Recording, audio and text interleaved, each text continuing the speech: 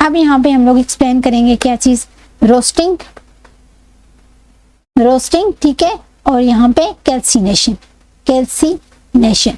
हम लोगों ने रोस्टिंग की बात की है कि वो एक खास किस्म की ओर्स को मेटल ऑक्साइड में कन्वर्ट करती हैं। तो वो कौन से ओर होती हैं, सल्फाइड ओर होती हैं, सल्फाइड और को कन्वर्ट करती है मेटल ऑक्साइड में। इस तरह से कैल्सिनेशन हमारे पास ऐसा प्रोसेस होता है जिसमें हम लोग किसको कन्वर्ट करते हैं, कार्बोनेट, कार्बोनेट और को किस में कन्वर्ट करते हैं, मेटल ऑक्साइड में।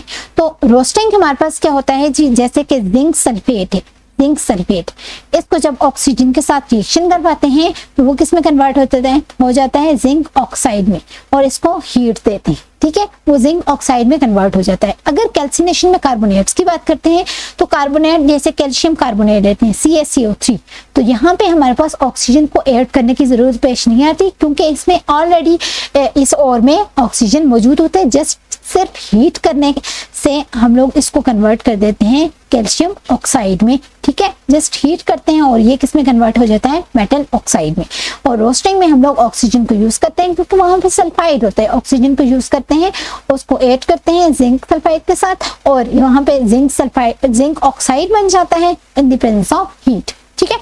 तो हम लोग ने बात की है कि हमारे पास जो conversion of metal into metal oxide है तो उसमें हमारे पास दो तरह के प्रोसेस होते हैं। पहला प्रोसेस होता है रोस्टिंग, दूसरा प्रोसेस होता है कैल्सिनेशन। जो रोस्टिंग होता है वो एक खास किस्म की और को मेटल ऑक्साइड में कन्वर्ट करता है और वो और होती है हमारे पास सल्फाइड और। इस तरह से कैल्सिनेशन हमारे पास ऐसा प्रोसेस है जिसमें कार्बोनेट और होती है, उसको हम लोग मेटल ऑक्साइड में कन्वर्ट करते हैं लेकिन वहां पे ऑक्सीजन को यूज नहीं करते, ठीक है। तो अगर हम लोगों के पास एक छोटा सा पॉइंट यहाँ पे ये भी है कि अगर हम लोगों के पास ये जिंक सल्फाइड जो है या फिर कैल्शियम कार्बोनेट है, अगर ये खुली हवा में पड़े होते हैं तो ये एयर को मॉइस्चर को, एयर में से मॉइस्चर को एब्जॉर्ब कर लेते हैं। लेकिन जब हम लोग इसको हीट करते हैं तो इसके साथ ये जो वाटर जो इन्होंने एब्जॉर्ब किया होता है मॉइस्चर को, वो in the form of water vapours evolve हो जाते हैं। यहाँ पे भी रोस्टिंग में भी और कैल्सिनेशन में भी जब हम हीट करते हैं तो पहले से जो एब्जॉर्ब मॉइस्चर होता है वो in the form of water vapours evolve हो जाते हैं यहाँ पे, ठीक है। तो अब हम लोगों ने बात की है, इसके बाद स्टेप नंबर 4 की बात करते हैं। स्टेप नंबर 3 की बात की थी कि मेटल को मेटल ऑक्साइड में कन्वर्ट कर देते हैं और अब स्टेप 4 की बात करते हैं तो रिडक्शन ऑफ मेटल ऑक्साइड की बात करते हैं। रिडक्शन ऑफ मेटल ऑक्साइड, ठीक है।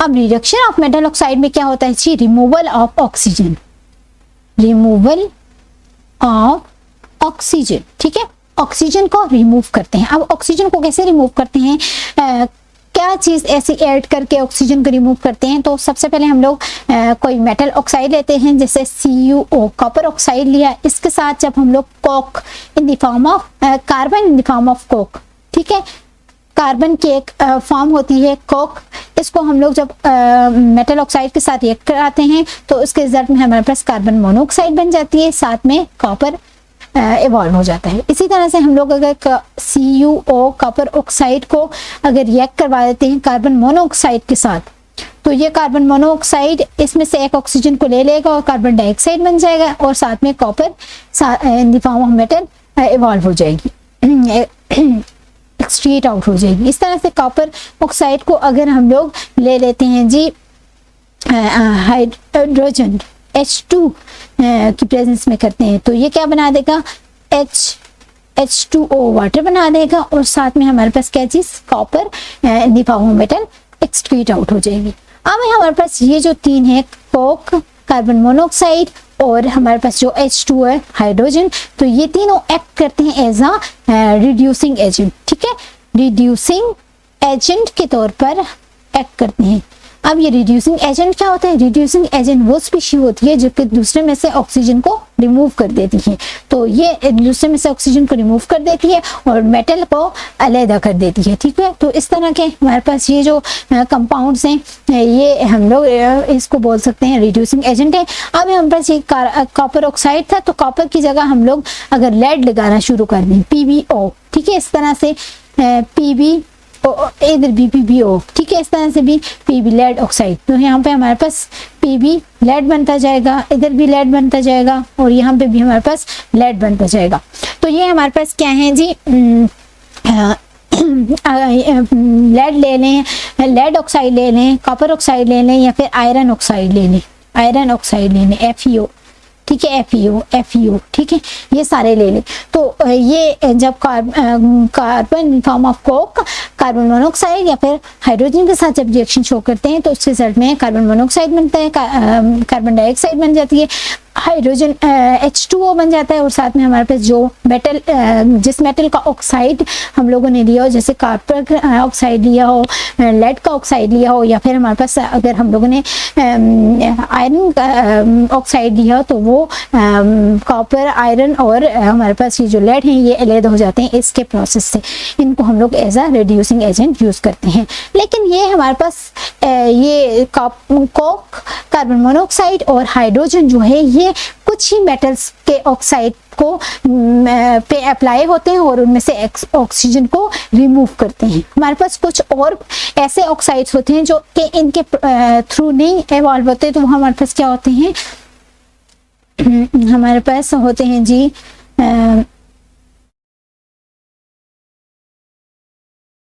जिंक, ठीक है। अगर हम लोग जिंक की बात करते हैं,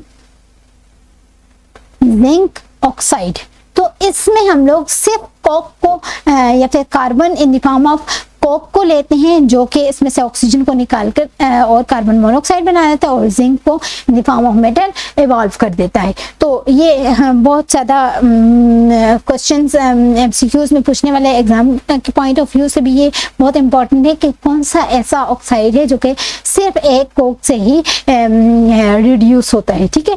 तो वो क्या है, जिंक ऑक्साइड है, जब कार्बन के साथ रिएक्ट करता है इन द फॉर्म ऑफ कोक, ठीक है, तो इसमें से एक कार्बन मोनोऑक्साइड में कन्वर्ट हो जाता है और जिंक अलग हो जाता है। इसके अलावा अगर हम लोग बात करते हैं जी, हमारे पास और भी मेटल्स होते हैं जैसे कि सिल्वर मेटल हो जाता है और इसके साथ अगर हम लोग मरकरी की बात करते हैं, सिल्वर और मरकरी की बात करते हैं, ठीक है।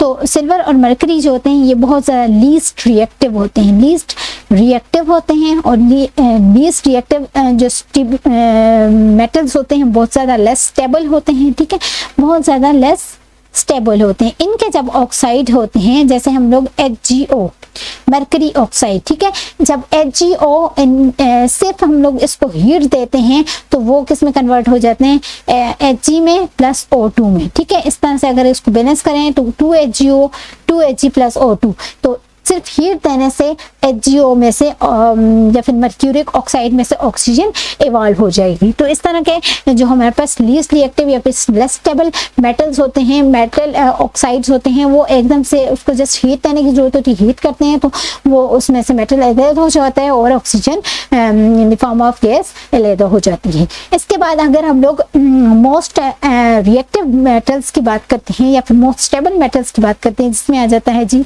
हमारे पास आ जाता है पोटेशियम, सोडियम आ जाता है, ठीक है, इस तरह से मैग्नीशियम आ जाता है, ठीक है, और अल्युमिनियम आ जाता है। ये हमारे पास क्या होते हैं, बहुत ज़्यादा स्टेबल मेटल्स होते हैं, ये बहुत ज़्यादा स्टेबल होते हैं, वेरी वेरी स्टेबल होते हैं, very very stable metal oxides होते हैं, ठीक है। तो इनमें से ऑक्सीजन को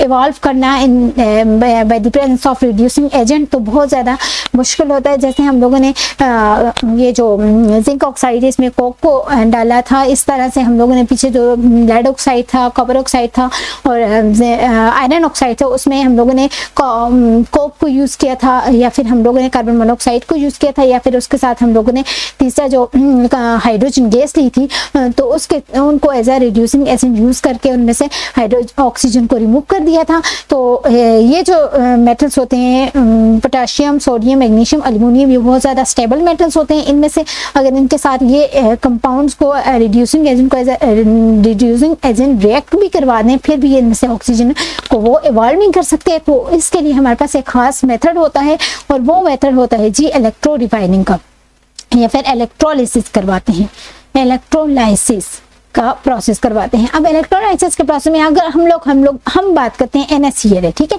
तो NaCl में से सोडियम को अलग करने का जो प्रोसेस होता है उससे इलेक्ट्रोलाइसिस का प्रोसेस होता है। हम लोग इधर सेल बना लेते हैं, उसमें 2 प्लेट्स होती हैं, पॉजिटिव और नेगेटिव प्लेट्स होती हैं, ठीक है।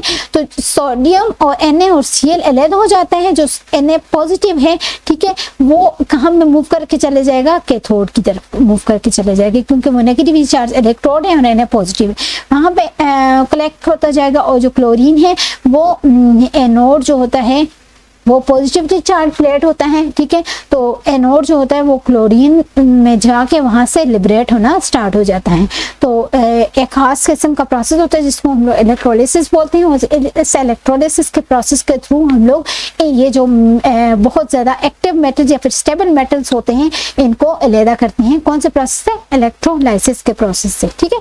तो हमारे पास कुछ ऐसे स्टेप्स हैं जिनको हम लोगों ने एक्सप्लेन कर दिए। अब हम लोग स्केच के थ्रू हम बताएंगे, फिर उसके बाद लास्ट में रिफाइनिंग के प्रोसेस के लास्ट स्टेप की तरफ जाएंगे, जो कि हमारे पास रिफाइनिंग या फिर प्यूरिफिकेशन ऑफ मेटल, जिसमें 99.9% मेटल जो होता है वो प्योर हो जाता है। तो इसमें हमारे पास ये स्टेप ये स्केच आ जाता है। तो इस स्केच को हम लोगों ने एक्सप्लेन कर दिया कि जो और होता है उसमें हम लोग के पास पहला जो हमारे पास प्रोसेस होता है वो कौन सा होता है जी?